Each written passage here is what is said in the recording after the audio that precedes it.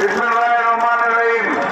আজকের এই নির্বাচনী সমাবেশের সম্মানিত সভাপতি, সম্মানিত প্রধান অতিথি আমিরে জামাত ডাক্তার শফিকুর রহমান, মঞ্চে উপবিষ্ট সর্বস্তরের নেতৃবৃন্দ, আমার সামনে উপস্থিত প্রিয় সিলেটবাসী, আসসালামু আলাইকুম।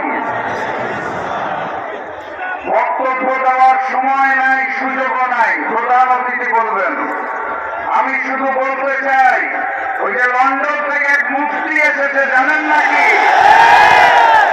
ওনাকে আমিরে জামাত মুখোমুখি বিতর্কের আহ্বান জানিয়েছে, উনি সৎসাহস পাচ্ছেন না। গতকালকে দ্বিতীয়বারের মতো আহ্বান জানানো হয়েছে, উনি এখনো উত্তর দেন নাই। উনি প্রধানমন্ত্রী হতে চায়, অথচ আমিরে জামাতের সাথে সামনাসামনি বসে কথা বলার সৎ সাহস অর্জন করতে পারছেন না। এ কেমন গুপ্ত আচরণ? প্রধানমন্ত্রী হতে হলে শুধুমাত্র নিজ দলের নেতা হলে হয় না, 18 কোটি মানুষের নেতা হতে হয়। আমাদের দেশে 18 কোটি মানুষের নেতা একজনই প্রধানমন্ত্রী ডাক্তার শফিকুর রহমানকে উপহার দিতে হবে। আপনারা প্রস্তুত আছেন?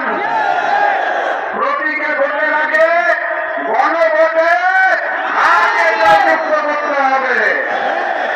বক্তব্য দীর্ঘায়িত করব না, দেখা হবে বিজয়ে।